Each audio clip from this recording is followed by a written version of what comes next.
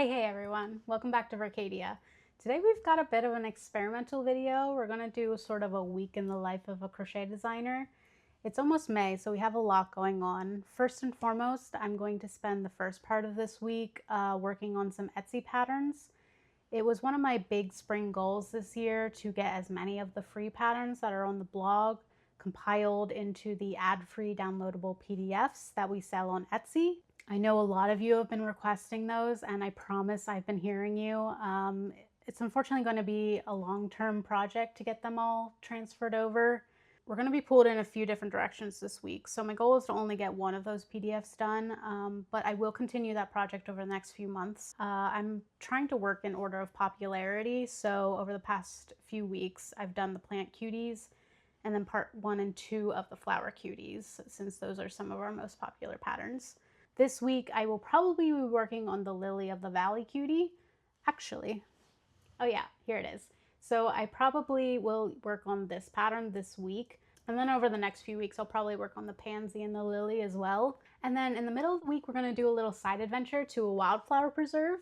It is Danny's 4 years cancer-free, which first of all, wow. But second of all, I think it's going to be a really good opportunity for us to also reflect on the growth of Vercadia over the last few years.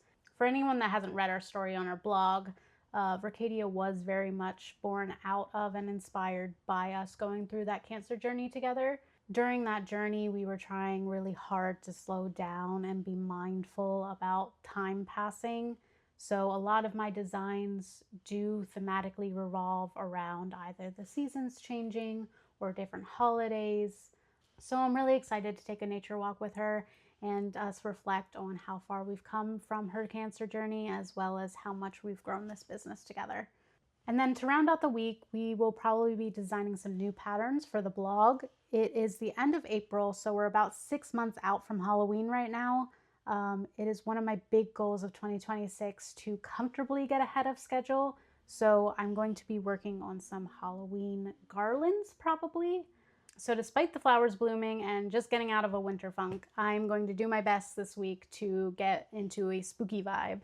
I've had some Halloween patterns like rattling around in my brain, so we'll see what pops out later this week. So yeah, like I said, this video is going to be a little bit experimental, so if you end up liking it, consider giving us a like on the video or a comment below. Engaging with this video is probably the best metric we'll have for determining if people enjoy this content and whether we should make some more of it. So first, I think I'm going to compile my thoughts and tasks down on paper and schedule out my week.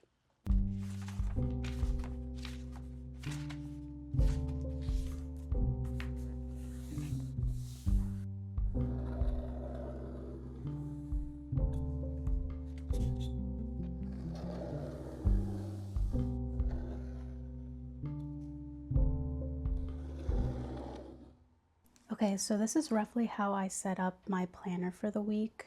I hand draw my planners now. I used to try to stick to traditional planners and it just wasn't a system that worked for me.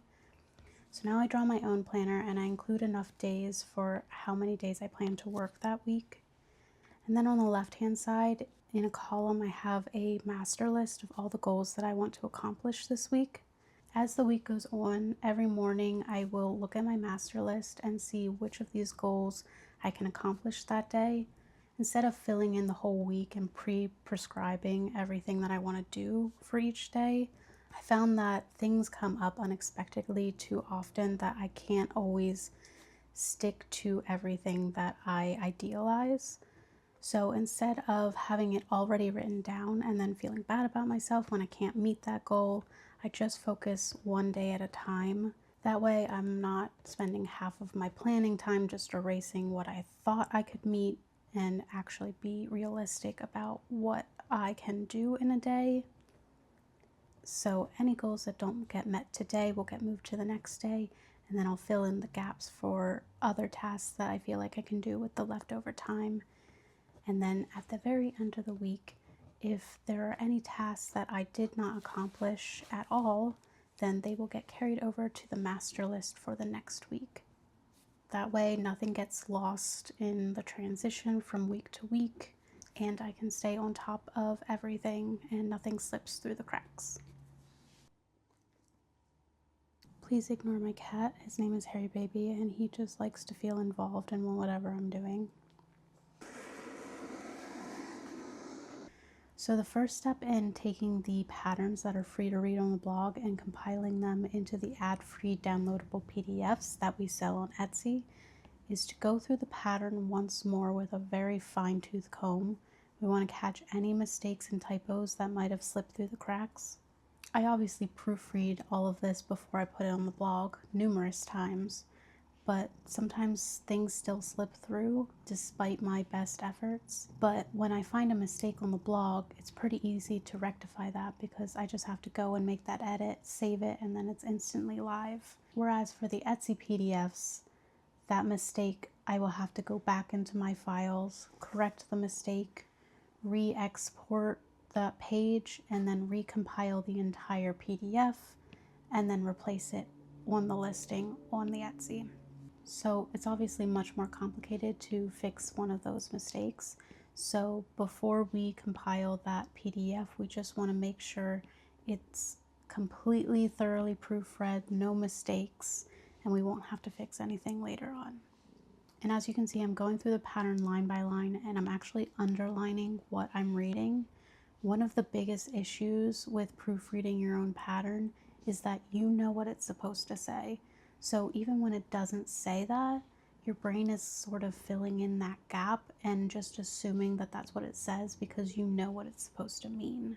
That obviously makes it really tricky when you're trying to catch these mistakes because you kind of have to turn off your brain and really read everything word for word what is actually on the page. So for that reason, I go through and I underline it, and I really try to focus on what is actually on the page, not what my brain thinks should be there, and go through it line by line, word by word, and hopefully catch any mistakes. The next step in my process is actually to create a condensed version of this pattern. This is a new thing that I'm offering. I have a wide range of people that are coming to my patterns, including many different skill levels. Some people like everything explained step by step with as much detail as you can give them, while other people want you to zoom out and not hold their hand through the whole process. For that reason, I'm trying to offer condensed versions of the patterns now. That way people can pick and choose which one they want to follow along with. This is making the process a bit longer, so the project is not moving quite at the pace that I wish it was, but hopefully the end product is going to be better.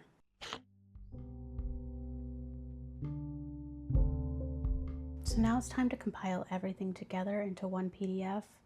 We're going to go page by page. Each one is designed individually, though I do work from a template that I've created just to speed up the process.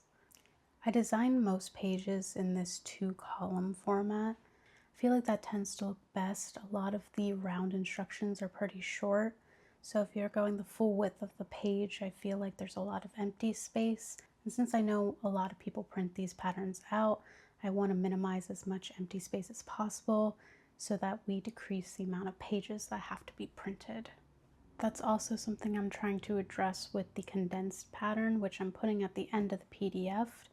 That way people that already know what they're doing can just print the last few pages of the PDF without all of the pictures, which saves on color ink, and they have to print out much fewer pages overall. Once I'm done with all the pages, I'm going to compile them all into one singular PDF, and then we're going to go through once again just to make sure there aren't any mistakes. If I find any mistakes, I go back into the individual pages, correct the mistakes, and recompile everything back into the PDF and set it aside as the final draft. Then it's time to write the listing description, compile all the photos that we're going to need, and then actually put the listing together. And at this point, I'm probably also putting the condensed version of the pattern onto the blog, since this is a new feature and I'm writing them beside doing the PDFs so that I'm not overwhelmed with doing all of them at once.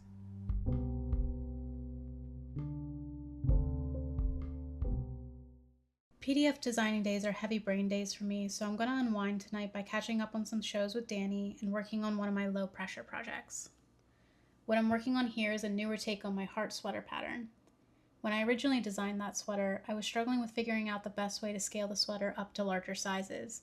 And ever since then, it's been an itch in my brain wanting to redesign it so that the pattern could keep repeating outwards for as large as you wanted to go. And the sleeves would continue with the same pattern too, instead of having a seam between the arm and the body. Anyway, I think I actually cracked the code a few months ago, finally. Unfortunately, I don't have a lot of free time to work on it, so it'll be a long time before I'm able to test out different sizes and actually make an updated pattern. But I'm always looking for reasons to justify working on it. And this is what it's looking like so far. So today we are going on a little field trip to see some wildflowers. It's a little dreary today, which is our perfect weather, but we're hoping that not many people are out today since it's a pretty popular spot. But if they are, then I guess we're just gonna have to pivot, but yeah.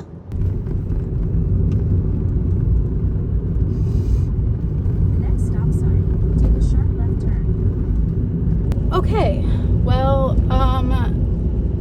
we went to the wrong place. We went to the road that was named after the place and not the preserve. The preserve is on the other side of the river and we are nowhere close to a bridge. So we have to drive another 40 minutes to find one of the bridges and then backtrack to get to the actual preserve. So I guess we will see you in another 40 minutes.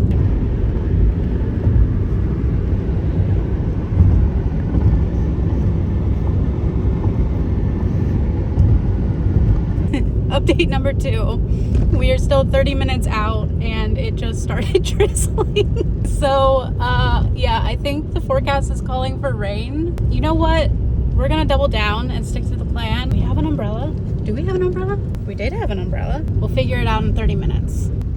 What is that above us? I have no idea. This is creepy. This is cool.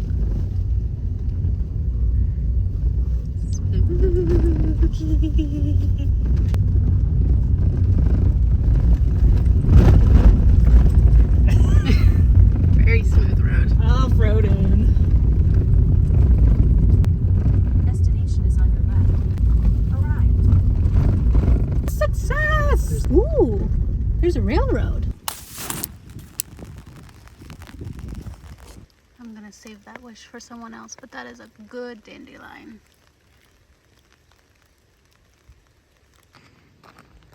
So where are the wildflowers?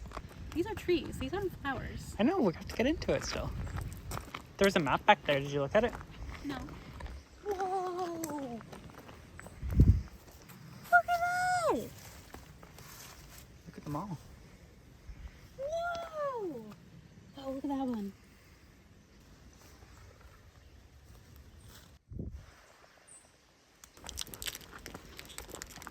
Danny's got her emergency snack bar. Yeah, considering the trip took an hour longer than it was supposed to.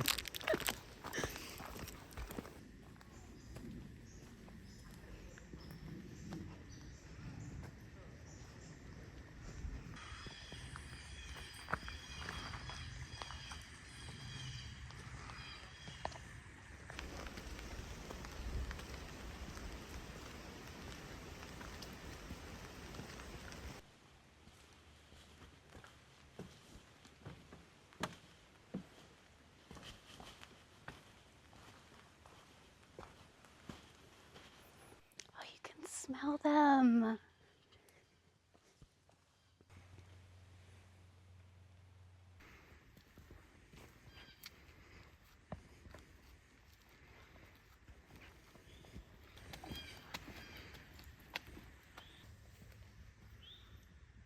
Those are pretty.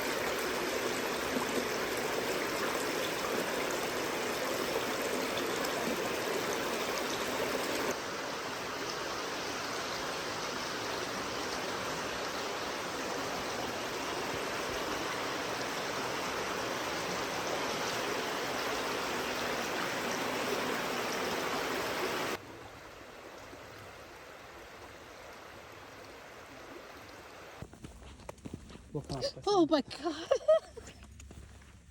I thought that was an animal. Oh, the rain's starting again.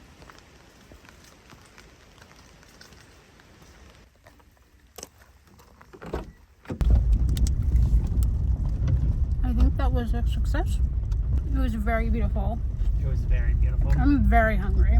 Okay, we finished up at the wildflower preserve and now we're heading back towards home. It started to rain a little bit towards the end, but for the most part it was really, really beautiful. And if anything, I feel like the rain was bringing out the really good like nature smells. So now we're heading back. I think we're gonna take a little side adventure to a used bookstore, but then we are gonna head home and hopefully have some milkshakes. Okay, let's go. Why did I just sound like Mario?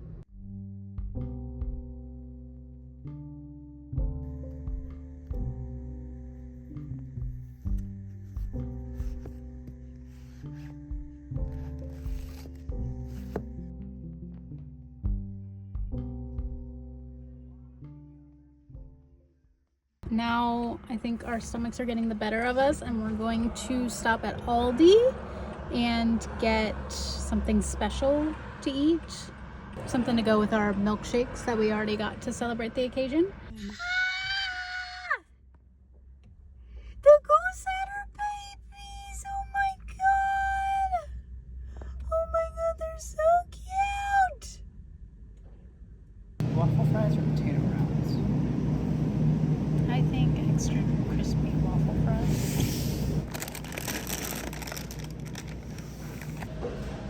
I have beef with this. This is not crochet.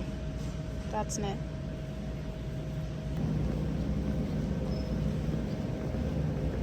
With our chips and our waffle fries and everything, and then our milkshakes, we're gonna have like a diner themed meal. Wake up, goofball. Hey, wake up. Go home. Good morning. What did you do today? Sleep.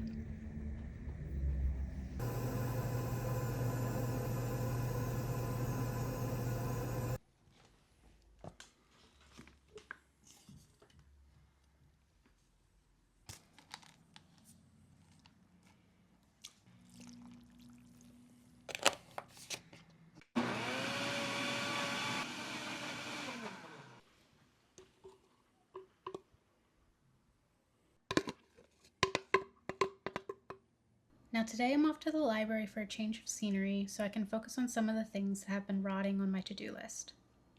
In addition to continuing with the PDF patterns, I also wrote up a 6,000 word script and recorded a new voiceover for another video that was in desperate need of an updated version. But now I need to edit all of that audio in, which will take quite a while. I also need to find some time to edit new photos for social media, proofread captions, and schedule posts. Unfortunately, I think all of our medium to low priority tasks are not going to get done this week and they're going to have to stay on the back burner for now. I'm back. Hey guys, so I worked on the patterns a little bit last night. I had some ideas that I just felt like I had to get out. So here's our progress on it so far. I think my color palette that I'm using is pretty clear already. Okay, I'm in the spooky mood. Come with me, I have a vision. I really want to make some more garlands. I feel like the garlands are pretty popular, but hear me out. I want to make a garland that you can keep customizing throughout the year. So all of the garlands that I've already designed are connected on the top of each motif with like a stitch. So the motifs don't come off of the garland. You kind of make the garland and that's just what it is. And I was thinking, what if I made a garland that you could customize, as in like take off the motifs and put other ones on and switch it up throughout the year, or just when you get tired of it. For example, I bought a garland last year from a store that was like felt letters, and they were just attached with a little loop of fabric on the back, which means you could adjust them on the string and also take them off if you wanted. So with that inspiration, I wanted to start making some like mix and match motifs.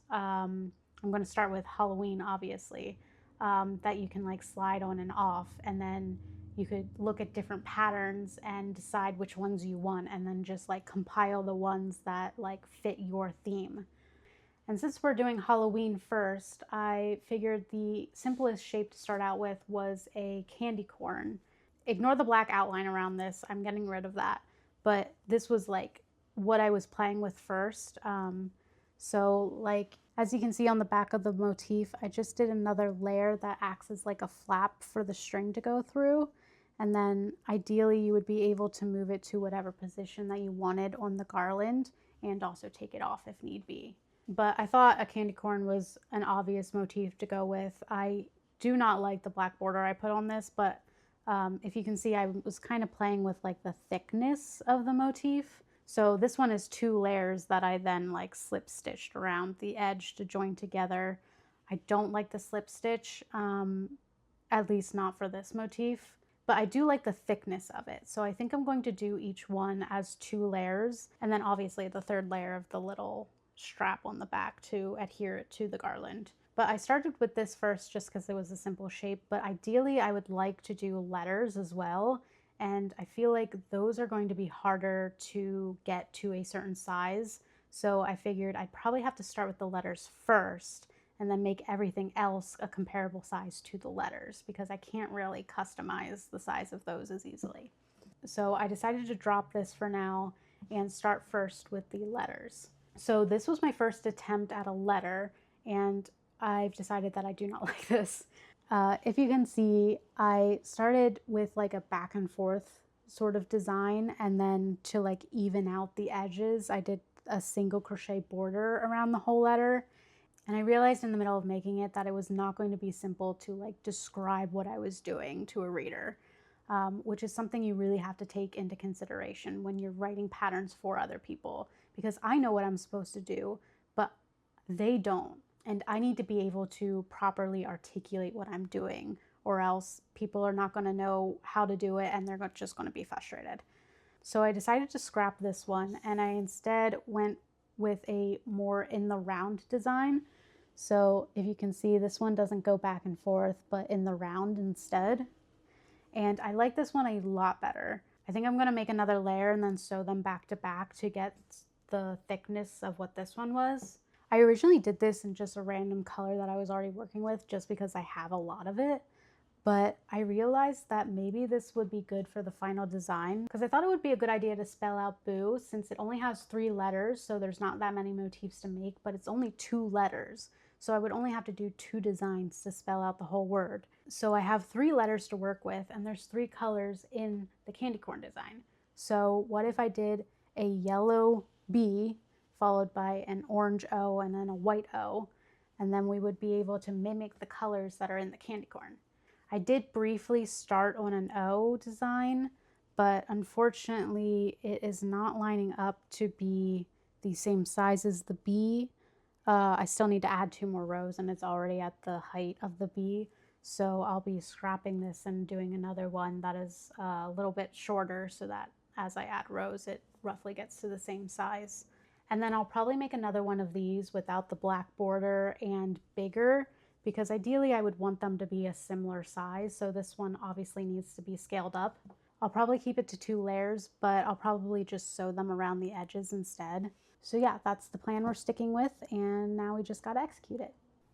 So I was actually thinking about the shape of the bee and how I would make this flat on one side and then rounded on the other. And then it occurred to me that I use that shape all the time. I use this shape for the pocket pet heads because I like a flat side for the face to be on, because if it's on a completely round head, I feel like they tend to look wall-eyed to me. So I've actually already come up with this shape. I just had to take out the first few rounds and just start that progression midway instead of from a magic ring.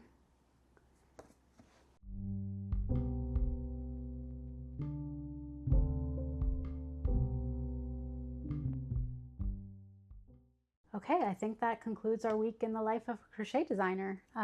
If you enjoyed this video, please give us a like or a comment below. That's how we're going to know to make more content like this. Give us suggestions of what you would like to see. and we'll catch you around next time. Bye.